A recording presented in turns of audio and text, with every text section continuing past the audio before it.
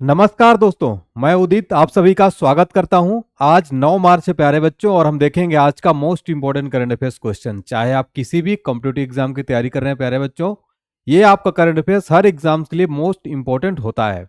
साथियों, हर क्वेश्चन में आपको एक्स्ट्रा फैक्ट बताऊंगा, एक एक चीजें मैं आपको क्लियर करूंगा, साथ में स्टैटिक जीके रिवीजन सारी चीजें आपका A to Z जो है कंप्लीट करूंगा। ठीक है, तो वीडियो में लास्ट तक बने रहिएगा। चलिए स्टार्ट करेंगे। देखिए, आज आपके लिए बहुत ही बेहतरीन एक जो है आपके लिए शायरी में लेकर आया हूं। देखिएगा, क्या बताएं दिल में कितना गम छुपाए बैठे हैं, रोज एक नया उम्मीद लगाए बैठे हैं, मेहनत के दीपक जलाए बैठे हैं, बस एक नौकरी के चक्कर में खुद को भी भुलाए बैठे हैं, है ना। तो आप साथियों इसलिए मेहनत करिए, जबरदस्त मेहनत करिए, अपने माँ बाप का सपना पूरा करिए। आप लोग भी 2024 में एक नौकरी जरूर लीजिएगा प्यारे बच्चों, ताकि आप जो है ये सारी चीजें आप जो है कठिनाई जितनी भी जीवन में आपके है वो सब कुछ दूर हो जाए। साथियों, 2024 में आपको जरूर जॉब लेनी है, ये चीज आप दोस्तों ठान लीजिए। ठीक है, चलिए शुरू करते हैं आज का हमारा बेहतरीन करंट अफेयर सेशन। और ये एग्जाम जो कवर्ड करेगा आपका सारे जितने भी गवर्नमेंट आपके केंद्र और राज्य सरकार के हिंदी वनडे एग्जाम होते हैं, सबके लिए काफी महत्वपूर्ण ये वीडियो रहेगा आपका। चलिए, पहला और मोस्ट इंपोर्टेंट क्वेश्चन क्या है साथियों, देखिए, सैन्य गठबंधन नाटो का नया सदस्य कौन सा देश बन गया है, नया मेंबर बन गया है नाटो का आपका। ठीक है, नाटो क्या है साथियों, आगे हम पूरा चर्चा करेंगे। नॉर्थ एटलांटिक ट्रीटी ऑर्गेनाइजेशन, इसका नया मेंबर जो बन गया है आपका, उसका राइट आंसर हो जाएगा आपका स्वीडन जो है साथियों, ये बन गया है नाटो का नया मेंबर। तो ये नोट कर लीजिएगा। ठीक है, तो यहां पर साथियों देखिए, अगर बात की जाए यहां पर माल्टा की, तो माल्टा भी हाल ही में साथियों जो है अंतर्राष्ट्रीय सौर गठबंधन का नया सदस्य बन गया है, सौर गठबंधन का। ठीक है, यूएई की बात की जाए साथियों, तो यहां से एक मोस्ट इंपोर्टेंट क्वेश्चन आपके एग्जाम में पूछा जा सकता है। हाल ही में दुनिया की पहली जो है साथियों, दुनिया की पहली एयर टैक्सी कहां पर चली है, दुनिया की पहली एयर टैक्सी कहां पर चली है साथियों, एयर टैक्सी दुनिया की पहली चली, नोट करिएगा आप लोग, दुबई के अंदर जो है चली है। ठीक है, दुबई के अंदर, यूएई के अंदर, यूएई दुबई में। और यूएई से रिलेटेड एक मोस्ट इंपोर्टेंट क्वेश्चन, हाल ही में पीएम मोदी ने, आपको पता होगा कि यहाँ पर यूएई का पहला हिंदू मंदिर जो है इसका उद्घाटन किसने किया है, प्राइम मिनिस्टर मोदी जी ने किया है। नेपाल से रिलेटेड एक very very important question revise कराता हूं आपको, यूपीआई अपनाने वाला दुनिया का पहला देश कौन बन गया है, तो यूपीआई अपनाने वाला विश्व का पहला देश बना है नेपाल। और पहला यूरोपीय कंट्री कौन सी बनी है साथियों, वो बनी है फ्रांस। कौन सी बनी है, पहली यूरोपीय कंट्री बनी है, वो बनी है फ्रांस, यूपीआई अपनाने वाला। ठीक है, स्वीडन ने जो है साथियों ये नाटो का नया सदस्य बन गया है। अब हम आगे पूरा चर्चा करते हैं, इसका डिटेल देखते हैं। तो नाटो में शामिल हो गया है स्वीडन। देखिए, अभी जो आक्रमण रूस और यूक्रेन और रूस के बीच जो युद्ध चल रहा था, उसके बाद जो रूसी आक्रामकता ने इसमें चिंताएं जो बढ़ा दी हैं, और यहाँ के जो स्वीडिश पीएम है उल्फ क्रिस्टरसन ने इस बात की घोषणा की है। ठीक है, तो इसमें बता दें कि टोटल 32 सदस्य देश हैं, और यहाँ पर आपको नाटो के बारे में पूरी जानकारी देता हूँ साथियों। नाटो को जो हेडक्वार्टर है ब्रुसेल्स बेल्जियम के अंदर है। बार बार ये पूछा जाता है, इसका हेडक्वार्टर पूछ लेता है। और इसकी स्थापना जो हुई थी साथियों 4 अप्रैल 1949 को वाशिंगटन डीसी में जो है इसका किया गया था, उत्तरी अटलांटिक संधि को लागू किया गया था। ये जो है साथियों जो सेकेंड वर्ल्ड वार है उसके बाद जो इसकी स्थापना की गई थी। इसका मुख्यालय नोट करिएगा, ब्रुसेल्स बेल्जियम में है। ठीक है, और आपको बता दें साथियों कि इसमें जो है वर्तमान में बोस्निया हर्जेगोविना, जॉर्जिया और यूक्रेन को इच्छुक राष्ट्रों के रूप में मान्यता देता है ये। ठीक है, तो नाटो से related very very important question आपको जो है साथियों ये सारी चीजें फैक्ट पता होना चाहिए। इसका हेडक्वार्टर एग्जाम में बार बार पूछ लेता है, आपको नोट कर लेना है साथियों। ठीक है, चलिए फिर हमारा अगला क्वेश्चन क्या है। भारतीय रिजर्व बैंक ने यानी कि आरबीआई ने स्थानीय मुद्राओं के उपयोग को बढ़ावा देने के लिए किसके साथ एक एग्रीमेंट किया है। तो आरबीआई ने जो है साथियों, इंडोनेशिया का जो केंद्रीय बैंक है साथियों, बैंक इंडोनेशिया, जैसा कि भारत का केंद्रीय बैंक क्या है दोस्तों, आरबीआई है, तो इसी तरह से इंडोनेशिया के जो केंद्रीय बैंक है, बैंक इंडोनेशिया के साथ जो है एक समझौता किया है स्थानीय करेंसी को बढ़ावा देने के लिए। सीमा पार जो करेंसी एक्सचेंज उसमें जो इसमें काफी फायदा होने वाला है। ठीक है, बाकी हम पूरे ऑप्शन डिस्कस करेंगे। वर्ल्ड बैंक से रिलेटेड एक very very important question exam में पूछा जाएगा। पहले इसके वर्ल्ड बैंक के अध्यक्ष कौन है वर्तमान में, अजय बंगा है। ठीक है, अजय बंगा जो है वर्तमान में वर्ल्ड बैंक के अध्यक्ष हैं। सबसे इंपॉर्टेंट क्या है कि भारतीय मूल के हैं ये वेरी इंपॉर्टेंट क्वेश्चन हो जाएगा। वर्ल्ड बैंक की स्थापना कब हुई थी साथियों, वर्ल्ड बैंक की स्थापना हुई थी 1944 में। और इसके बता दें वर्ल्ड बैंक का जो हेडक्वार्टर है वाशिंगटन डीसी यूएस में है। ठीक, वाशिंगटन डीसी यूएसए के अंदर इसका मुख्यालय स्थित है। न्यू डेवलपमेंट बैंक, ये बैंक साथियों वेरी इंपॉर्टेंट, इसका हेडक्वार्टर कई बार एग्जाम में पूछ लेता है, इसका हेडक्वार्टर नोट करिएगा साथियों। इसका हेडक्वार्टर है शंघाई चाइना के अंदर जो है साथियों इसका हेडक्वार्टर है चाइना, शंघाई चाइना के अंदर जो इसका हेडक्वार्टर स्थित है। न्यू डेवलपमेंट बैंक साथियों ये जो है इसका स्थापना कब किया गया था, कमेंट सेक्शन में आप बताइए कि इसकी स्थापना कब की गई थी। इसका जो हेडक्वार्टर मैंने बताया न्यू डेवलपमेंट का संघाई चाइना के अंदर स्थित है। न्यू डेवलपमेंट के बैंक को साथियों ब्रिक्स बैंक भी कहते हैं। क्या कहते हैं? ब्रिक्स बैंक भी, क्योंकि इन्होंने ही स्थापना की थी। ब्राजील, रूस, इंडिया, चाइना और आपका साउथ अफ्रीका, ठीक है, ब्रिक्स बैंक भी कहा जाता है। एशियन डेवलपमेंट बैंक के बारे में देखिए यहाँ पर हम देखते हैं, तो इसके बारे में तो मैंने डिटेल आपको बता दी कि समझौता ज्ञापन पर हस्ताक्षर हुआ है। और अगर बात की जाए एशियन डेवलपमेंट बैंक के साथियों, तो ये जो है एक क्षेत्रीय बैंक है जिसकी स्थापना कब हुई थी? 1966 में हुई थी, 1966 में। इसका हेडक्वार्टर बार बार पूछा जाता है, आपका एडीबी का मुख्यालय कहाँ है? फिलीपींस, मनीला में, फिलीपींस में जो इसका हेडक्वार्टर स्थित है। इसके वर्तमान मेंबर कितने? 68 मेंबर है प्यारे साथियों, ठीक है। और एडीबी की स्थापना हुई थी 19 दिसंबर 1966 को, ठीक है। पूरी तरह से अगर काम करना शुरू किया तो 1967 में इसने शुरू किया है। इस बैंक की स्थापना का उद्देश्य क्या है? एशिया प्रशांत क्षेत्र में आर्थिक और सामाजिक विकास गति को प्रदान करना। इसकी अध्यक्षता जो जापान द्वारा की जाती है, ठीक है। तो हमने यहाँ पर साथियों मोस्ट इंपोर्टेंट सारे बैंक के बारे में लगभग कवर कर दिए। उनका हेडक्वार्टर, स्थापना कब हुई, सारी चीजें आपको यहाँ पर मैंने बता दी। वेरी वेरी इंपॉर्टेंट है दोस्तों, ये एग्जाम में ऐसे प्रश्न जो है पूछे जाते हैं, ठीक है। अब आरबीआई की बात हो रही साथियों, तो आरबीआई से रिलेटेड एक एक फैक्ट मैं आपको बताता हूं जो एग्जाम में मोस्ट इंपोर्टेंट है, पूछी जाती है, ठीक है। देखिए पहला क्वेश्चन जो आरबीआई का पूछा जाता है, आरबीआई के हेडक्वार्टर, तो आपको पता है आरबीआई की जो हेडक्वार्टर इसका फुल फॉर्म है रिजर्व बैंक ऑफ इंडिया है। ये भारत का केंद्रीय बैंक है, बैंकों का बैंक है। यही सारा दिशा निर्देश, इसी गाइडेंस के अंतर्गत जो भारतीय बैंकिंग संचालित होती है। नेक्स्ट है भारतीय रिजर्व बैंक की स्थापना कब हुई थी? 1 अप्रैल 1935 में इसकी स्थापना की गई थी। लेकिन अगर आपसे एग्जाम में पूछे कि भारतीय रिजर्व बैंक का राष्ट्रीयकरण कब हुआ था, इसका राष्ट्रीयकरण हुआ था साथियों 1 जनवरी 1949 में इसका नेशनलाइजेशन हुआ था, राष्ट्रीयकरण किया गया था आरबीआई का। आरबीआई की स्थापना किस एक्ट के तहत हुआ था साथियों? तो आपको उत्तर लिखना है, आरबीआई का एक्ट 1934 के तहत। आरबीआई का हेडक्वार्टर, कई बच्चे इसका गलती कर देते हैं, आरबीआई का हेडक्वार्टर दिल्ली समझते, दिल्ली में होगा, लेकिन इसका हेडक्वार्टर कहां है? मुंबई के अंदर है साथियों इसका हेडक्वार्टर, ठीक है। ये भारत का केंद्रीय बैंक में आपको कई बार होता है कि पूछा जाता है बैंकों का बैंक कौन सा है, केंद्रीय बैंक कौन सा है, तो वो कौन सा है साथियों? आरबीआई है। आरबीआई के पहले गवर्नर कौन थे साथियों? ये मोस्ट इंपोर्टेंट क्वेश्चन है। सर ओसवान स्मिथ जो है आरबीआई के पहले गवर्नर थे। अगर आपसे क्वेश्चन पूछे कि आरबीआई के पहले भारतीय मूल के गवर्नर कौन थे, तो सीडी देशमुख थे। वर्तमान में कौन है साथियों? कमेंट सेक्शन में आपको बताना है। मैं पिछले क्लास में कई बार रिवाइज करा चुका हूं। वर्तमान में आरबीआई गवर्नर कौन है, कौन से क्रम के, आपको कमेंट सेक्शन में बता देना है, अभी फटाफट से बताइएगा, ठीक है। चलिए क्वेश्चन नंबर 3 है। देखिए भारतीय तटरक्षक बल किस देश के साथ सी डिफेंडर्स 2024 का आयोजन करेगा? जैसा कि नाम से ही पता हो रहा है, भारतीय तटरक्षक बल यानी भारत की समुद्री तटरेखा की रक्षा करने वाला जो है वो बल, इसके साथ जो है सी डिफेंसर 2024 का आयोजन कौन करेगा साथियों? तो इसका आयोजन जो है करेगा यूएसए, अमेरिका करने जा रहा है, ठीक है। तो ये देखिए भारतीय तटरक्षक बल जो है यूएसए के साथ सी डिफेंडर्स 2024 का आयोजन करेगा, ठीक है। इंडियन कोस्ट गार्ड, ठीक है। देखिए तो इसका आपको बता दें कि भारतीय तटरक्षक बल द्विपक्षीय सहयोग को सशक्त बनाने के लिए अमेरिकी तटरक्षक बल के साथ ज्वाइंट जो है एक्सरसाइज सी डिफेंडर्स 2024 का आयोजन करेगा। इसका जो आयोजन है साथियों 9 से 10 मार्च को पोर्ट ब्लेयर के तट पर संचालित किया जाएगा, ठीक है।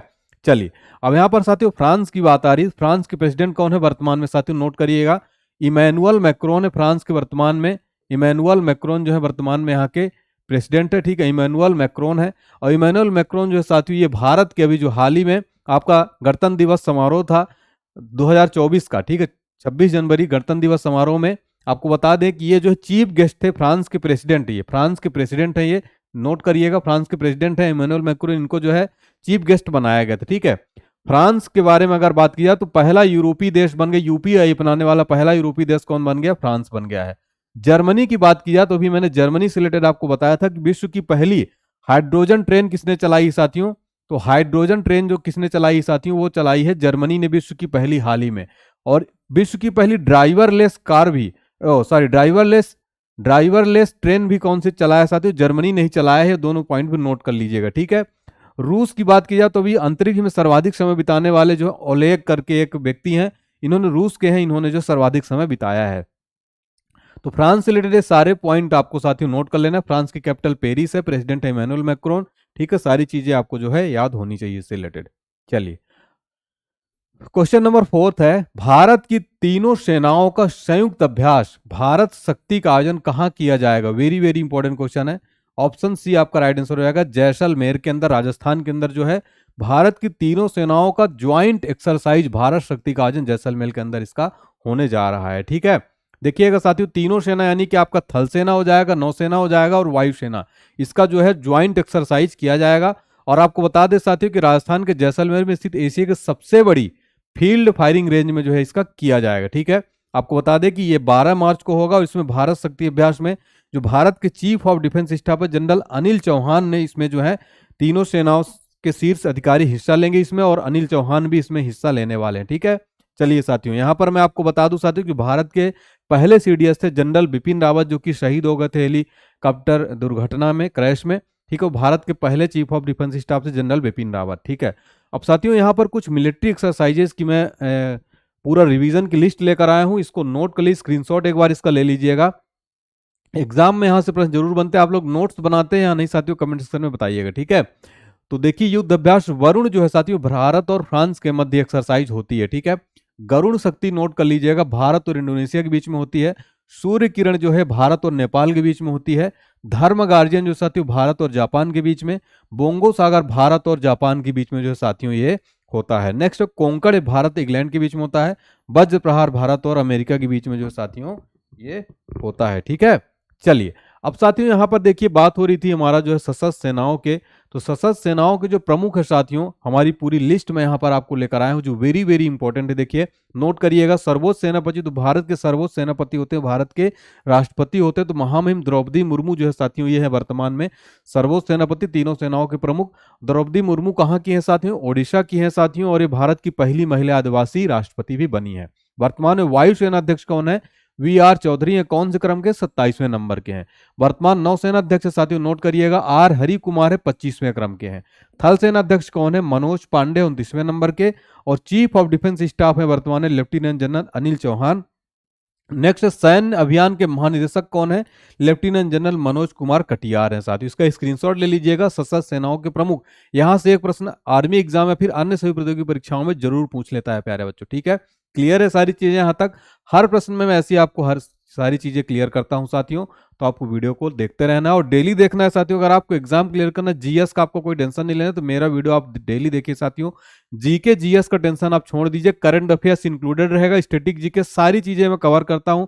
जितने मेरे रेगुलर स्टूडेंट हैं उनको पता होगा कि मैं एक एक चीज जो है कवर कर देता हूं, आपका एक भी प्रश्न यहाँ से बाहर नहीं जाएगा, ये मेरा दावा है साथियों। चाहे आप किसी भी गवर्नमेंट एग्जाम की तैयारी कर रहे हो, एसएससी की तैयारी कर रहे हो, रेलवे की तैयारी कर रहे हो, पुलिस की तैयारी कर रहे हो, आप एसएससी सीजीएल जीडी आपका हो गया, आपका यूपी पुलिस कांस्टेबल होगा, बिहार का शिक्षक भर्ती, यूपी शिक्षक भर्ती हो गया, आपका मध्य प्रदेश का एसआई हो गया, यूपी एसआई हो गया, सारा एग्जाम साथ इसमें क्लियर होगा आपका। एक गारंटीड है मेरा साथियों कि आप बस रेगुलर वीडियोस देखिए, आपका जीके जीएस एक भी प्रश्न यहां से बाहर नहीं जाएगा।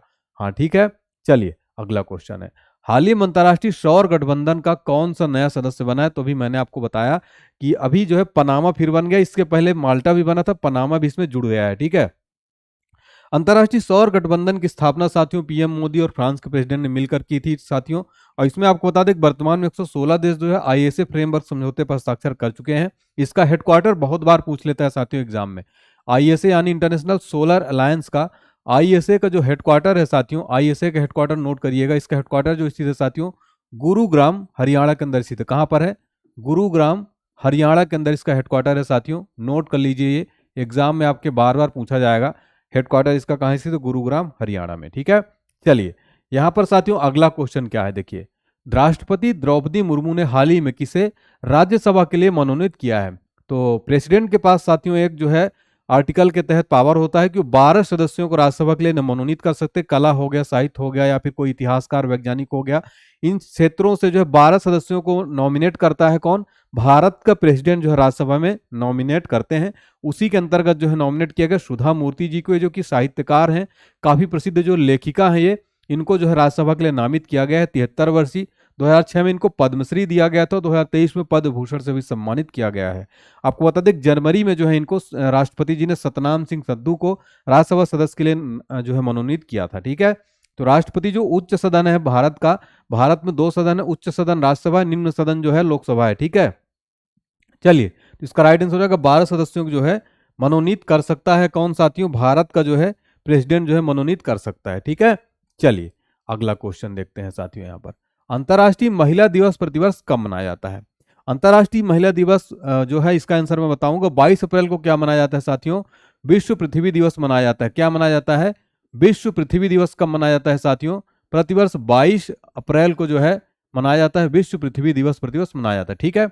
और आपका 28 फरवरी को साथियों मनाया जाता है राष्ट्रीय विज्ञान दिवस, नेशनल साइंस डे। कब मनाया जाता है साथियों? राष्ट्रीय विज्ञान दिवस कब मनाया जाता है साथियों? नोट करिएगा, प्रतिवर्ष 28 फरवरी को जो है राष्ट्रीय विज्ञान दिवस मनाया जाता है।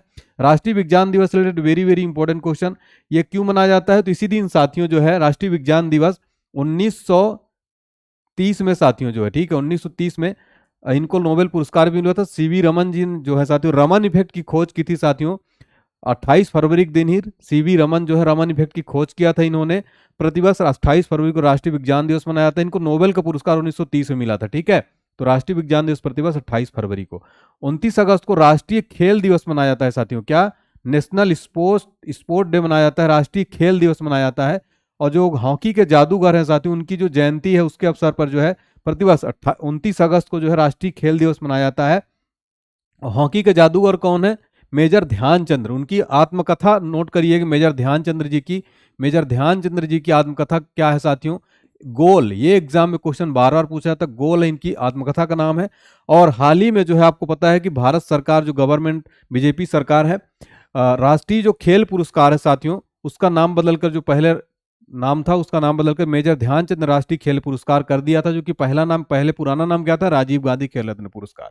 ये सारे पॉइंट साथियों खेल दिवस से रिलेटेड मैंने सारी चीजें रिलेट करके आपको बता दी। अब बताऊंगा कि अंतर्राष्ट्रीय महिला दिवस प्रतिवर्ष 8 मार्च को मनाया जाता है प्यारे साथियों। कब? 8 मार्च को जो है प्रतिवर्ष मनाया जाता है। ठीक है, तो ये सारे पॉइंट आपको नोट कर लेना है, एग्जाम में यहाँ से प्रश्न पूछे जाते हैं।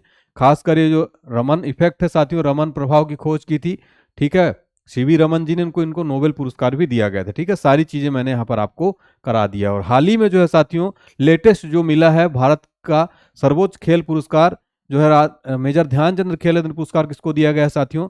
सात्विक साईराज और चिराग शेट्टी को जो है दिया गया था। ठीक है, ये भी पॉइंट नोट कर लीजिए, वेरी इंपॉर्टेंट है। चलिए नेक्स्ट क्वेश्चन है साथियों, देखिए। हाँ, यहाँ पर हमने आपको पूरी चीजें बता दी है। और इसकी शुरुआत जो है अमेरिका में 1908 में हुई थी।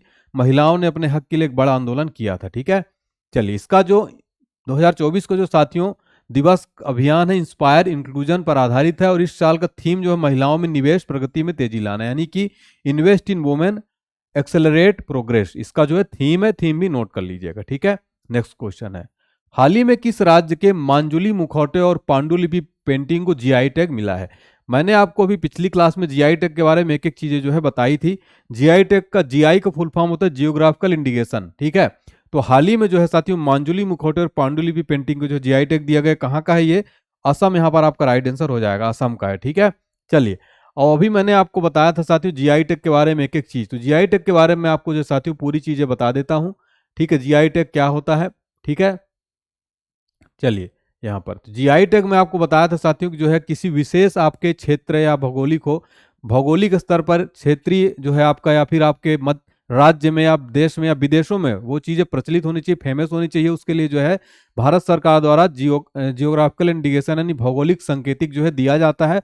उससे उसको कानूनी सुरक्षा भी मिल जाती है, जो काफी प्रसिद्ध हो चीज। ठीक है, चलिए तो यहाँ पर दिया गया है असम के मांजुली मुखौटे को और पांडुलिपि पेंटिंग को जो है दिया गया है साथियों। ठीक है, पहला जीआई टैग जो दिया गया था साथियों, मैंने आपको बताया था पिछली क्लास में, जो पश्चिम बंगाल की दार्जिलिंग चाय है। ठीक है, दार्जिलिंग चाय को जो है साथियों पहला जीआई टैग दिया गया था। कब? 2003 में जो है दिया गया था दार्जिलिंग चाय को जीआई टैग। ठीक है, चलिए तो यहाँ पर गाय के गोबर और मिट्टी के बांस से बनने वाले रंग बिरंगी मुखौटों को अब पहचान मिल गई है।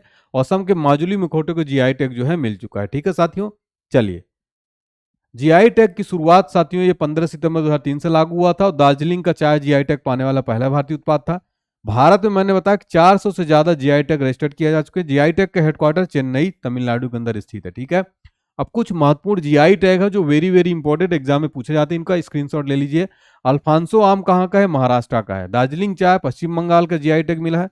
मालाबार काली मिर्च मिली है केरल का। कश्मीरी केसर है ये जम्मू कश्मीर का। नागपुरी संतरे जो है महाराष्ट्र का। सनौर घी जो है राजस्थान का। सारे कृषि उत्पाद हैं। ठीक है, चलिए कुछ महत्वपूर्ण चर्चित राष्ट्रीय महिलाएं देखेंगे साथी, जो वेरी इंपॉर्टेंट है। ठीक है, यहां पर देखिए आगे क्वेश्चन जो है, हाँ एक मिनट, हाँ चलिए पहले अगला क्वेश्चन, हाँ पहले ये देख लेते हैं। प्रीति रजक जो है साथियों, भारतीय सेना की पहली महिला सूबेदार कौन बन गई? प्रीति रजक। उत्तराखंड हाईकोर्ट की पहली महिला मुख्य न्यायाधीश कौन बन गई? रितु बाहरी। नीना सिंह जो है साथियों, सीआईएसएफ की पहली महिला महानिदेशक बनी है। अक्षता कृष्णमूर्ति मंगल ग्रह पर रोवर संचालित करने वाली पहली भारतीय नागरिक बनी है। मनीषा पाड़ी जो है भारत की पहली महिला एडीसी जो है बनी है, ठीक है, एडुजिटेंट। तो ये सारे क्वेश्चन साथियों महिलाओं से रिलेटेड जो काफी चर्चा में रही, काफी इंपॉर्टेंट है। नेक्स्ट है, कहां पर भारत की पहली ड्राइवरलेस मेट्रो ट्रेन की शुरुआत होगी? तो बेंगलुरु के अंदर जो है साथियों भारत की पहली ड्राइवरलेस मेट्रो ट्रेन की शुरुआत कहां पर होगी? बेंगलुरु के अंदर जो है होने वाली, ठीक है।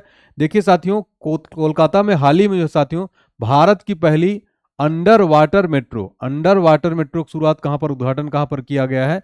पीएम मोदी जी ने किया इसका उद्घाटन अंडर वाटर मेट्रो कोलकाता के अंदर। केरल के अंदर भारत की पहली जो है जल मेट्रो की शुरुआत हुई, ठीक है, वाटर मेट्रो की शुरुआत हुई है कहां पर? केरल के अंदर, ठीक है, भारत की पहली है। पुणे में जो है साथियों पुणे में आप एक क्वेश्चन नोट करिएगा, पुणे में जो है भारत का सबसे गहरा मेट्रो स्टेशन कहां पर बन रहा है? पुणे के अंदर जो है सबसे गहरा मेट्रो स्टेशन बन रहा है, ठीक है, सबसे गहरा मेट्रो स्टेशन बन रहा है कहां पर? भारत के पुणे के अंदर, ठीक है। अब बेंगलुरु में जो है भारत की पहली ड्राइवरलेस मेट्रो ट्रेन की शुरुआत की गई है, ठीक है। चलिए ये देखिए यहां पर, चलिए देश की प्रथम से रिलेटेड साथियों वेरी इंपॉर्टेंट क्वेश्चन, देश की पहली ग्रीन हाइड्रोजन सेल बस की शुरुआत हुई दिल्ली के अंदर। ट्रांसजेंडरों के लिए समर्पित भारत की पहली ओपीडी की शुरुआत हुई दिल्ली में। भारत का पहला 3D प्रिंटेड डाकघर खुला है बेंगलुरु में। और भारत का पहला कृषि डेटा एम्बुल एक्सचेंज जो है हैदराबाद तेलंगाना में खुला है। भारत का पहला ड्रोन परीक्षण केंद्र कहां खुला है साथियों? तमिलनाडु के अंदर जो है खुला है, ठीक है। चलिए अब साथियों फटाफट से हम करंट अफेयर्स का रिवीजन करते हैं, ठीक है। हाल ही में किसे महाराष्ट्र भूषण पुरस्कार 2024 दिया गया? डॉक्टर प्रदीप महाजन। हाल ही में दुनिया की पहली जेट सूट रेस का आयोजन कहां किया गया? दुबई के अंदर। हाल ही में स्पीड पेट्रोल के लिए बीपीसीएल ने किसे जो है ब्रांड एम्बेसडर बनाया है? नीरज चोपड़ा जी को। और हाल ही में किस राज्य सरकार ने इंदिरम्मा आवास योजना शुरू की है? तेलंगाना ने। किस केंद्रीय मंत्री ने नीति आयोग के प्लेटफॉर्म नीति फॉर स्टेट्स को लॉन्च किया? अश्विनी वैष्णव। भारत के लिए 100 टेस्ट मैच खेलने वाले 14वें खिलाड़ी कौन बन गए? आर अश्विन बन गए। और हाल ही में किस देश ने अपनी मुद्रा का अवमूल्यन किया है? मिस्र ने। और एनपीसीआई ने ब्लॉकचेन और आर्टिफिशियल इंटेलिजेंस के क्षेत्र में सहयोग के लिए किसके साथ हाथ मिलाया है? आईआईएससी बेंगलोर के साथ। राष्ट्रीय युवा संसद महोत्सव 2024 में प्रथम पुरस्कार किसने जीता है? यतीन भास्कर दुग्गल। और भारतीय नौसेना ने लक्षद्वीप में किस द्वीप पर अपने नए बेस की स्थापना की है? मिनिकॉय द्वीप। नीति आयोग किसके सहयोग से फ्रंटियर टेक्नोलॉजी लैब्स लॉन्च किया है? मेटा। हाल ही में मूडीज ने 2024 में भारत की वृद्धि दर कितने प्रतिशत रहने का अनुमान लगाया है? 6.8%, ठीक है। चलिए, और हाल ही में आईसीसी विश्व टेस्ट चैंपियनशिप में भारत की रैंक जो है टॉप पर भारत है, ठीक है। चलिए अब साथियों यहाँ पर मैं सामान्य विज्ञान के कुछ ऐसे महत्वपूर्ण प्रश्न आपको बताऊंगा साथियों जो आपके SSC, banking, railway all exam के लिए प्रीवियस ईयर के वेरी वेरी इंपॉर्टेंट क्वेश्चन है। ऐसे प्रश्न जो है साथियों बार बार पूछे जाते हैं एग्जाम में, इनको आपको रट लेना है, ठीक है। पहला क्वेश्चन है, पृथ्वी अपने अक्ष पर कितनी झुकी हुई है? 23.3 डिग्री। भारत की सबसे बड़ी आंखें सबसे बड़ी आंखें किस स्तनधारी प्राणी की होती है? हिरण की। आज कार्बन डाइऑक्साइड के उत्सर्जन में सर्वाधिक योगदान करने वाला देश कौन सा है? यूएसए है। किस उद्योग में अभ्रक कच्चे माल के रूप में प्रयुक्त होता है? विद्युत है। विद्युत प्रेस का आविष्कार किसने किया था? उत्तर है हेनरी शीले ने। प्रेशर कुकर में खाना जल्दी पक जाता है क्योंकि प्रेशर कुकर के अंदर दाब अधिक होता है। दाब बढ़ने पर जल का क्वथनांक क्या हो जाता है? बढ़ जाता है। प्रत्येक क्रिया के बराबर और विपरीत दिशा में एक प्रतिक्रिया होती है, न्यूटन का कौन सा नियम है? तीसरा नियम। तांबा का शत्रु तत्व कौन सा है? गंधक। उगते डूबते समय सूर्य लाल प्रतीत होता है क्योंकि लाल रंग का प्रकीर्णन सबसे कम होता है। रेडियो एक्टिविटी की खोज किसने की थी? हेनरी बेकरल ने। पृथ्वी की किस गति से साल बनते हैं? परिक्रमण से। सूर्य की परिक्रमा करने में पृथ्वी को कितना समय लगता है? 365 दिन 5 घंटे 48 मिनट 46 सेकंड, यानी 365 दिन 6 घंटे। पृथ्वी को सूर्य की एक परिक्रमा करने में कितना वक्त लगता है? सौर वर्ष। और लगे वक्त को क्या कहते हैं? सौर वर्ष। प्रत्येक सौर वर्ष या कैलेंडर वर्ष में कितना समय बढ़ जाता है? 6 घंटे। आकार और बनावट की दृष्टि से पृथ्वी किस ग्रह के समान है साथियों? तो उत्तर हो जाएगा शुक्र ग्रह के समान। और सौरमंडल के बड़े ग्रहों में पृथ्वी का स्थान कौन सा है? 5वां नंबर है, ठीक है साथियों। तो ये था हमारा मोस्ट इंपोर्टेंट क्वेश्चन। आज आपका होमवर्क जो क्वेश्चन है साथियों, कमेंट सेक्शन में आपको बताना है कि गर्भपात को संवैधानिक अधिकार दर्जा देने वाला दुनिया का पहला देश कौन बनेगा? कमेंट सेक्शन में बता दीजिए साथियों, ठीक है। वीडियो अच्छी लगे तो प्लीज वीडियो को लाइक करें। और आज का कमेंट ऑफ द डे है जो साथियों, देखिए इन्होंने लिखा है, मैं आपसे 2019 से जुड़ा हूं, अब तक 4 सिलेक्शन ले चुका हूं, आपके पढ़ाए हुए में से कम 5 से 10 क्वेश्चन जरूर आते हैं एग्जाम में। देखिए इन्होंने कमेंट किया, बहुत अच्छा लगा, मैं सभी दोस्तों को बहुत बहुत आभार। आप लोग ऐसे ही कमेंट करके हौसला बढ़ाया करिए साथियों, आप लोगों की मेहनत जरूर रंग लाएगी। तो काफ़ी अच्छा लगा सुनकर इनका जो कमेंट पढ़कर कि मैंने जो पढ़ाया उनसे इनका सिलेक्शन हो गया है और 4-4 सिलेक्शन इन्होंने लिया है। और इनसे मुझे बात करनी है, इनका इंटरव्यू मैं जल्द लूंगा साथियों और वीडियो पर अपलोड करूंगा ताकि आप लोग इनसे इंस्पायर हो और इनसे स्ट्रेटजी भी पूछूंगा कि इन्होंने कैसे सिलेक्शन लिया है। ठीक है, चलिए साथियों।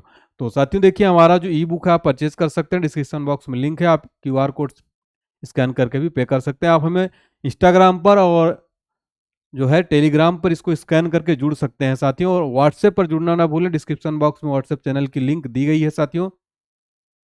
ठीक है साथियों, तो आप लोग जुड़िए जरूर हमारे साथ। थैंक यू सो मच साथियों। क्लास कैसी लगी कमेंट सेक्शन में बताइएगा और वीडियो अच्छी लगे तो लाइक जरूर करिएगा। थैंक यू सो मच साथियों, जय हिंद।